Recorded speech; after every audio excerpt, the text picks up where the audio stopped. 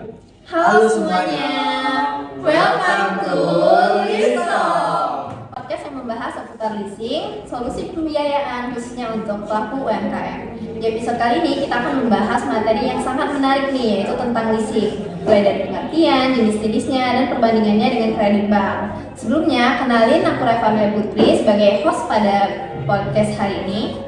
Dan saya ditemani oleh partner saya Muhammad Yazid Marhan sebagai host juga. Dan hari ini kita ditemani oleh narasumber kita yang akan menjelaskan materi dengan lebih jelas dan mudah untuk dipahami. Halo guys. Halo. Mungkin boleh kalian perkenalan diri terlebih dahulu ya.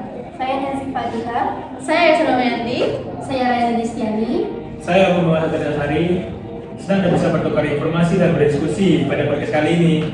Oke, kita langsung mulai aja nih podcastnya. Stay tune guys. Oke, mungkin kita mulai dari dasar dulu aja kali ya. Wah, boleh nih Rev. Oke, kita mulai dari pengertian leasing. Sebenarnya leasing itu apa sih dan dampak positifnya bagi UMKM itu bisa dijelasin nggak menurut pendapat kalian ya? Mungkin mulai dari Nazar dulu.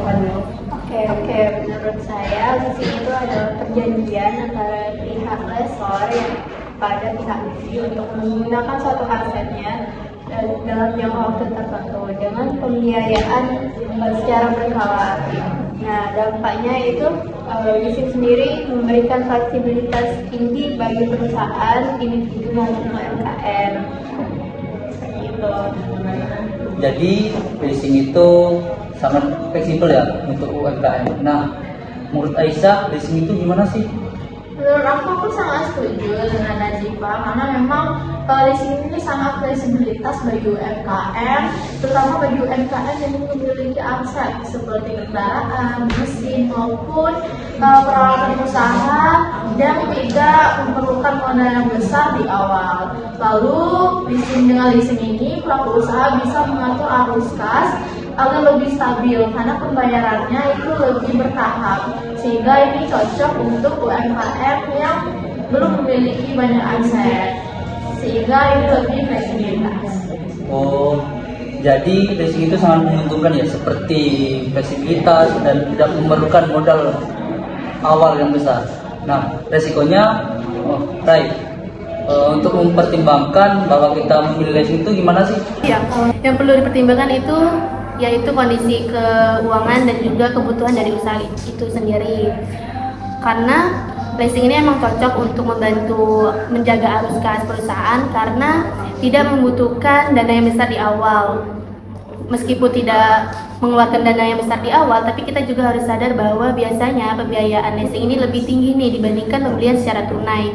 Dan biasanya ada risiko penarikan aset apabila terjadinya gagal bayar. Dan biasanya beban itu akan dicatat di liabilitas pada laporan keuangan kita. Oh, jadi seperti itu. Nah, Rik, apakah kamu setuju dari pendapat Nazifa, Aisyah, dan Rayana? Saya sangat setuju nih dengan pendapat dari Aisyah, Nazifa, dan Rayana bahwasanya leasing itu sangat fleksibel dan karena jadi itu tidak membutuhkan modal yang besar di awal dan juga harus disesuaikan dengan kondisi ekonomi dan juga kebutuhan sebuah perusahaan tersebut. Nah, setelah kita memahami konsep leasing dan pertimbangannya, coba kita bandingin nih dengan alternatif pembiayaan lainnya yang sering digunain, yaitu kredit bank.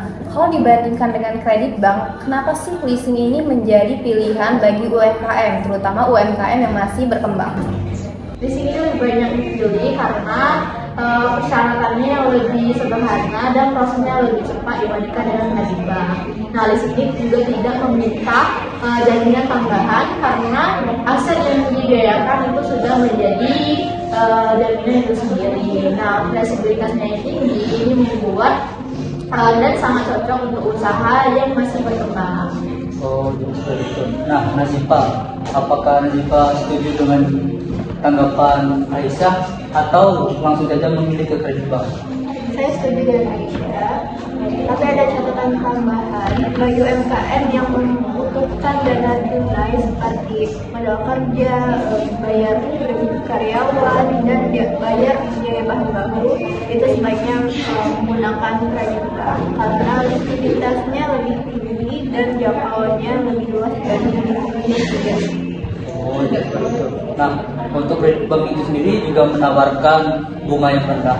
Nah, Ray, kapan sih kita memilih waktu yang tepat untuk memilih kredit bank? Jadi waktu yang tepat itu ketika usaha sudah stabil dan memiliki aset tambahan untuk dijaminin ke bank. Jadi kita sebagai pelaku usaha sudah memenuhi syarat-syarat yang ketat dari bank sehingga kita bisa menerima bunga yang lebih rendah, sehingga itu lebih efisien untuk jangka panjang. Wah, menarik nih untuk usaha jangka panjang. Nah, Rick, apa sih tanda-tanda indikator bahwa kita memilih langsung ke kredit bank? Oke, menurut saya itu ketika perusahaan itu ingin berkembang lebih besar. Ketika dia ingin berkembang lebih besar, otomatis membutuhkan modal usaha yang lebih banyak. Dan saat itulah dia itu lebih disarankan untuk meminjam kredit bank. Selain itu juga ketika pelaku usaha itu sudah siap menghadapi persyaratan yang lebih sulit dibandingkan dengan leasing. Seperti itu. Nah, Ray, untuk jenis leasing itu gimana sih?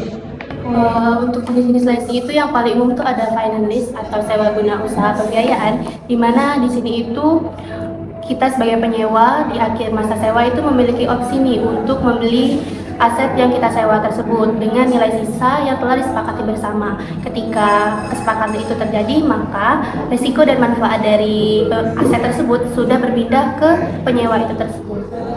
Nah, selain itu, menurut saya leasing itu sebagai direct lease, di mana penyewa itu langsung menghubungi perusahaan leasing untuk membiayakan aset sesuai dengan kebutuhan pihak ketiga atau supplier. Nah, selain finance dan direct lease, ada juga operational lease, di mana penyewa hanya membayar biaya sewa tanpa adanya hak untuk membeli area. Tetapi juga lessor itu yang menanggung biaya perawatan, pajak dan asuransi. Menurutku malahan leasing itu seperti leverage lease, karena itu melibatkan pihak ketiga, yang dimana pihak ketiganya itu ialah kreditur. Jadi kreditur itu berperan sebagai yang membayar harga asetnya lebih banyak, tetapi perusahaan leasing juga membayar aset lebih sedikit. Namun pemilik formal aset tersebut dipegang oleh perusahaan leasing. Jadi jenis-jenis leasing itu banyak ya, seperti finance lease, direct lease, operating lease, dan leverage lease. Nah, baiklah, kita cukupkan dulu untuk pembahasan hari ini. Wah, pembahasan kita hari ini sangat insightful ya. Kita jadi lebih memahami apa itu leasing, jenis-jenisnya, dan perbandingannya dengan kredit bank. Semoga episode ini bermanfaat untuk teman-teman, khususnya pelaku UMKM, dalam memilih jenis pembiayaan yang tepat untuk kebutuhan usahanya. Kemudian saya ucapkan terima kasih banyak kepada narasumber hari ini atas penjelasannya. Terima kasih kembali. Semoga ini bermanfaat untuk kalian semua. Amin. Dan saya juga ucapkan terima kasih banyak untuk kalian yang sudah mendengarkan Listalk. Sampai jumpa di episode berikutnya dan tungguin topik menarik lainnya. See you guys. See you. Yeay.